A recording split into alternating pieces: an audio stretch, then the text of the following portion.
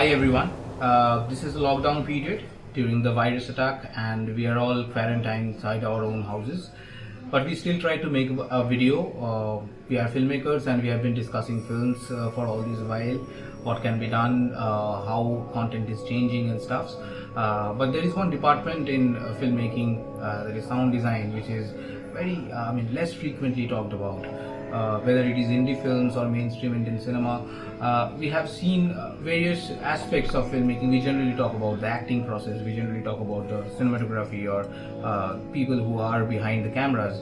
But people who capture sound on a set or design the soundscape of a film are very rarely talked about. So here we have three of them who have been instrumental in giving my films life. I mean, when there is a set of images, when there is no sound, the set of images are dry, and I believe that sound imparts life to those moving images. I believe my characters get the motive. We get to delve into the mind of my characters when the sound designers have actually worked and transformed the film from what it was in the scratch. So we have Abhinav Agnihotri, who have designed my sound for Kia and Cosmos. We have Adeep and Anindit, who have worked on Afternoon Audition, a recent short film that I have done for Hoichoi. So they have basically, we have tried to speak a lot about sound designing in general. We have tried to talk about sync sound, which is a very interesting part of this particular video. If you guys are filmmakers and willing to go inside, go deep inside the process of how sync sound is done on a set, this video would let you understand the processes, the intricacies, the difficulties, the challenges, the best practices of how sync sound is executed in a film basically, and why in general Indian films are mostly dubbed, or we use ADR in place of sync sound, when we know that sync sound actually gives us a more organic experience. So without further ado, I would like to go into the video, and this is a long conversational video, so I would expect all my filmmaker friends, people who understand and who would like to know more about sound designing, to have a little patience and hear them out, hear the experts out about their ideas, their thoughts and their creative processes when they approach a film in terms of sound. I have been working as a sound designer and mixing engineer for about 8 years. So I am really not in a position to comment on this, but I guess everything is evolving. Like, the sound designing has become a very, very strong tool nowadays in terms of how you narrate your story, your film. And sound designing has become as powerful as music, as in background music used to be. So if we talk about sound designing 10 or 20 years back, so the first basic difference that I've noticed is the technical advancements in the technological advancements in softwares. Let's say earlier the sound editing process was done on spools, magnetic tapes, and then transferred on different recorders. There was like a less, ये articulate करना पड़ेगा कि it was very different. You can record the sound on the tape and then play it back. You can play it on the video and match it, try to match it a little bit, but it's not going to be perfect. But once now we have, the digital audio workstations are so advanced that you can actually precisely see in the graphical representation how, where the sample is coming. So that looks like a very basic point, but that has changed everything drastically, because now you can go very realistic. I feel techniques have become more refined. The outlook has changed, the approach has changed, and that, of course, I think goes hand in hand with the filmmaking as well, because from that point of view also the content has transitioned, outlook, approach, execution has transitioned in terms of filmmaking, and therefore it has to reflect in all the departments that contribute as well. So we've seen changes on that front. We've seen, of course, there have been technological advancements in terms of hardware and software, some of which has helped us speed up our workflow, some of which has, of course, made it more flexible when it comes to the workflow, making our lives a lot easier. Let's say 10 or 15 years back, how you were recording the ambiences, they were not so high resolution in terms of audio quality. Even the sampling rates were not like such big options earlier. It was just 44.1 16-bit. That was the standard. Now the standards have been raised to 48,000, like 48 kilohertz, 24-bit. Even there are sound designers who actually the higher affluent industry records on 96 kilohertz and 192 kilohertz their tracks to have even more definition, and the sound samples can be more crisper. And apart from that, also in the last decade we've seen the advent of short films, YouTube. The advent of smartphones, then OTTs like Netflix and Amazon Prime, all of which has had a direct impact on how we tackle sound design, how we approach the kind of sounds that we choose, what frequency of sounds do we focus on. It all, of course, depends on the playback medium, because the playback medium has also changed. We went from cinema halls and television to accessing content and watching films on our phones. Silence. Silence, please. No movement. Roll sound. Silence, please. Now, I'm talking about sync sound for feature films, right? I'm not talking about short films. It's the variables that I previously spoke about are, of course, your locations primarily. Where are you shooting? Is how much of it is in your hands? How much of the external noises at like on location can you control? Are you shooting in the middle of the road where it's super noisy? Are you shooting somewhere on the outskirts of the city where it is relatively quiet? Now, why I say this is because with sync sound, not only do you require, of course, the equipment, you need recorders, you need microphones, you need professionals to operate those equipment. You need, I would say, at least 2 boom operators, 1 recordist, another trolley assistant who will manage and take care of all the equipment. Now, all these people are, of course, paid on a daily basis. You multiply that into, obviously, the number of days that you would shoot. On an average, I would say probably 19 to 21 days. If now you multiply that, you reach a certain figure, you reach a certain number. That number will definitely, I would say, be more than what it would cost you to book a studio for, say, 12 to 14 days maximum to dub your entire film. Now, where it differs is that, see, I'm a strong advocate for sync sound. Okay, I definitely feel that the performance, the dialogue delivery, everything that is captured on location cannot entirely be recreated in the studio in the process of dubbing. Of course, like, that is our goal, that is our aim, to make it sound as close to it as possible, to make it sound as natural as possible. But in terms of performance, I would say that that essence, that feel is sometimes very difficult to replicate back in the studio.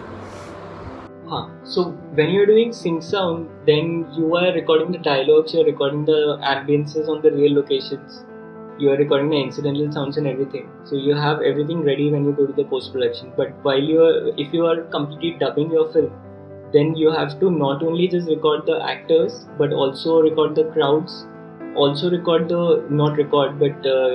the libraries of ambiences from the stock that you have, which is not going to be as authentic as the real location, how it was. So that becomes a added task. In case of sync sound, the ADR is really minimal, and it's mostly damage control or performance related. That's the only thing that you need to dub. Other than that, after the edit, your the process of sound design can directly start, rather than accumulating all the elements and putting them in place, trying to make it as realistic as possible. All that happens on its own if you're doing sync sound. Most of it. Yes, sync sound is possible. Though this is not completely myth. Sync sound costs, a little more than your usual budget. But of course, once you get the flavor of sync sound, you probably won't go back to the conventional norm of dubbing. Dubbing, which is more technically known as ADR. ADR is automated dialogue replacement. Automated dialogue replacement ADR used to happen when your performance, there is some noise in your sync track, or the director wants to change a section of your performance. Those are the situations where for which ADR was implemented. And also, if you want to change, if you want to release your film in some other language, of course you have to dub it in some other language. But okay, so mostly on an independent film set, or where the things are not in so much control, so a lot of things can go wrong. You cannot control the location.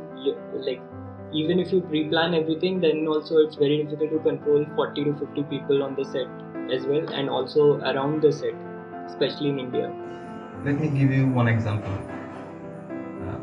I got my national award doing sync sound for a documentary. Of course, documentaries are made, they are recorded as sync sound. So if we can take that practice or habit of recording sound as sync sound in documentaries, we can implement the same in feature films as well, I believe. There is a lot of the process sync sound requires a lot of planning, a lot of discipline in the pre-production stage. Everyone has to be on the same page, everyone has to be on board with the idea that the sync sound is going to happen for this project. Why I say that it requires to be done beforehand is because once we get on location, once we start shooting, that is when the problems start cropping up. Because then if there's sync sound happening, all phones need to be silent, everyone needs to be quiet when once we're rolling. We don't, and if there are any extra sounds, if there are sounds beyond our control, we have to go for another take. The first take is not going to be your perfect take all the time, so you end up taking multiple takes, at least 3 or 4 for each and every shot. It's the same for the sound file as well, so you keep getting a lot of spot dubs,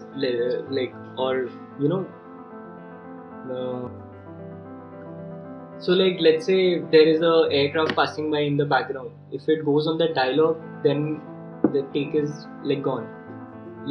And in a lot of cases what happens is the performance was so good that it cannot be replicated again, and the director will say we already have 4 or 5 takes, and what do we do now? I don't want to take one more take.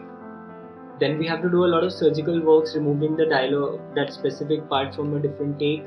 It needs to have the same enunciation and everything. It shouldn't feel out of the place as well. That process becomes a little difficult, but this is how we try to do the damage control, because it's not always possible to wait for everything to be silent and record perfect. If you want to do sync sound, you can do it in less budget also, but that attitude has to be there, that approach has to be there. To implement sync sound, the whole crew unit, starting from the director and everyone behind the camera, has to be very organized, very disciplined. The planning starts from the pre-production stage for sync sound. I think the best practices of sync sound is about using the best available equipment that suits the script and the story. Also, I have to look at the geography and the location constraints that I have or will have on the set. That's how we prepare our sound gear. Apart from having your sound department, you also need a sound lockup team. A sound lockup team consists of maybe 6 to 8 people who are supposed to go to different parts of, like, just spread out over your location and ask people to stay quiet.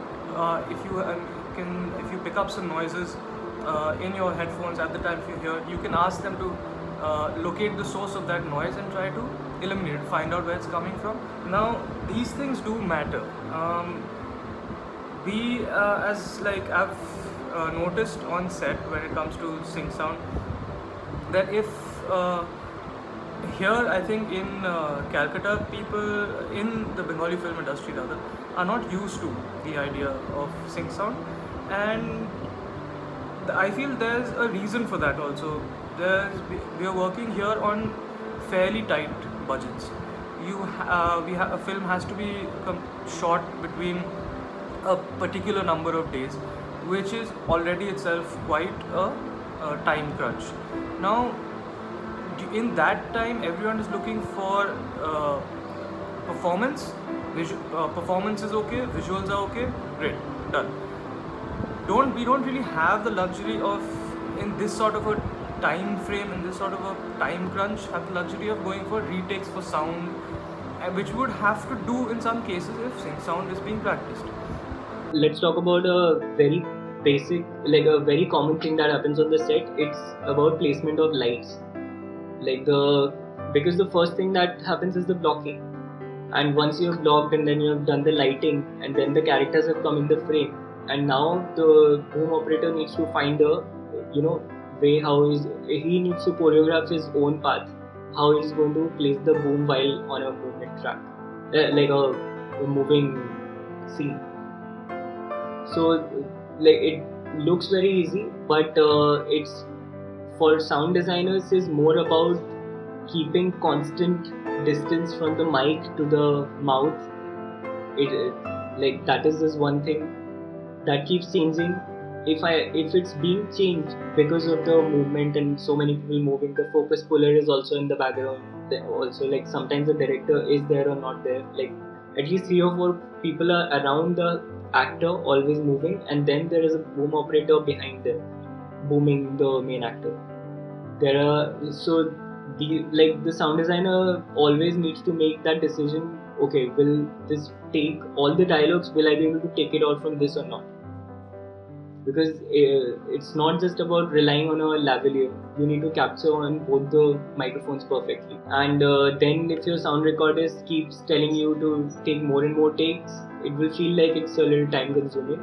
But I'm definitely sure he has a point there.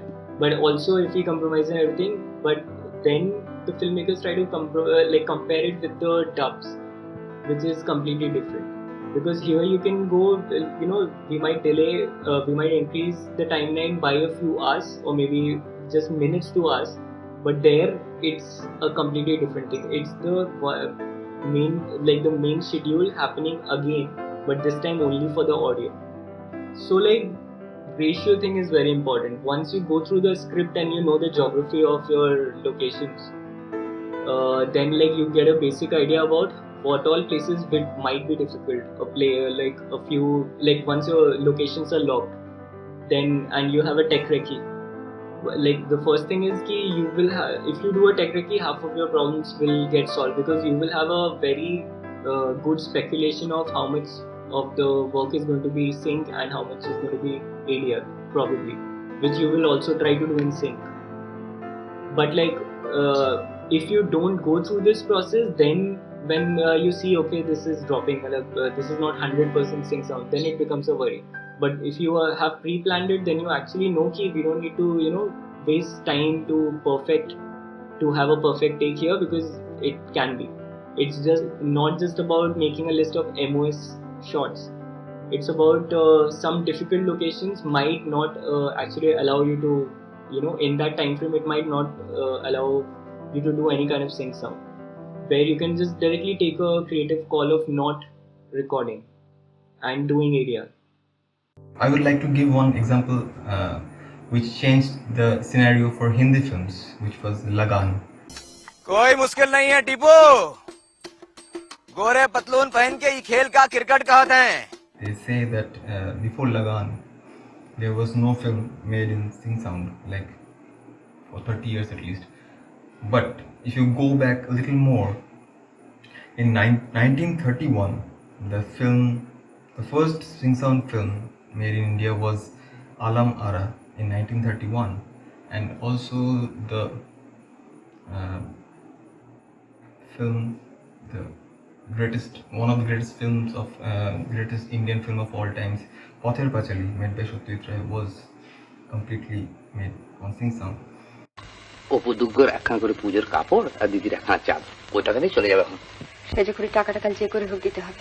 বেশ তো, ওই টাকা তুমি দিয়ে দাও, আর বাকি ধার দেনা ও 2 মাস বাদে দিলে চলবে এখন। আর ঘর দোর সারানোর কি হবে? সেও পুজোর পরেই হবে। So you see, it's possible. If they could do it in 1930s and 1950s, why can't we do it in 2020? If you look in European cinema or in the Hollywood or in Indian films or in independent films or in Iranian films, each and every, like they all have different parameters for what can qualify as good sound, like a good dialogue recording. Yes, I agree. Sing sound costs a little more on the budget side, but if we want to improve the quality of filmmaking, the experience we want to give it to our audience, I think we should go for Sing sound. So if you have to take into account the number of days you book a studio for dubbing and your number of days of shoot multiplied by equipment prices and the remuneration of recordists, boom operators, trolley assistants, it would work out to be more, but I would say that it's worth it. I would say it's definitely worth it.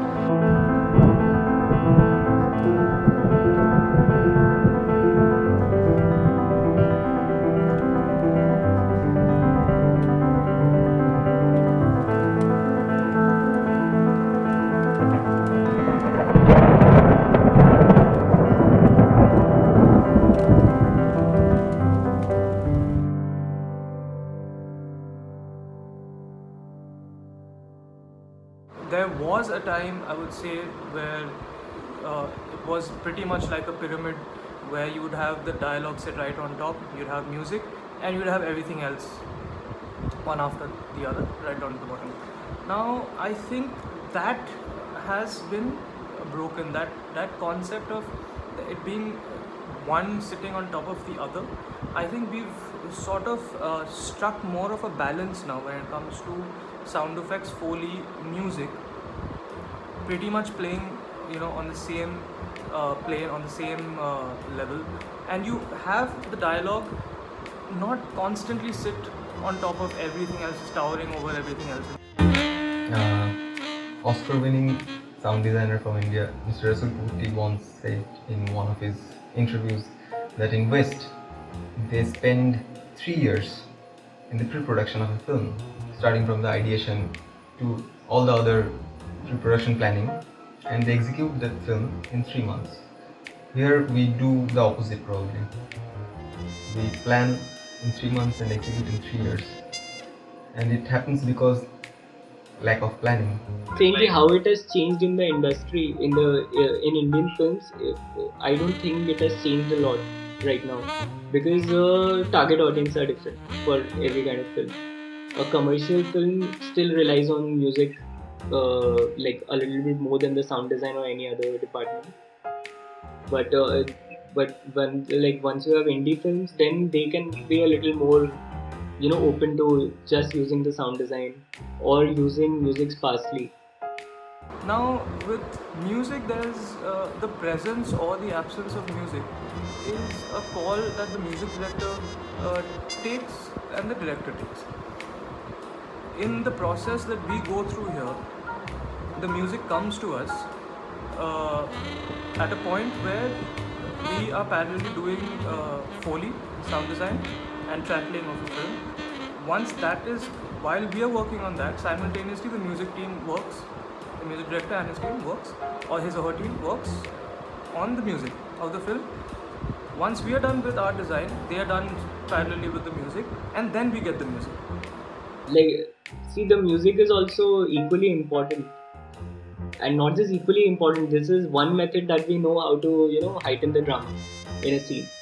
Then we also have some other methods where the sound designer might choose, okay, we can have the scene without the music also, because just with the ambience or the sound effects, it's giving the same, it's driving the story forward, it's not spoon feeding too much.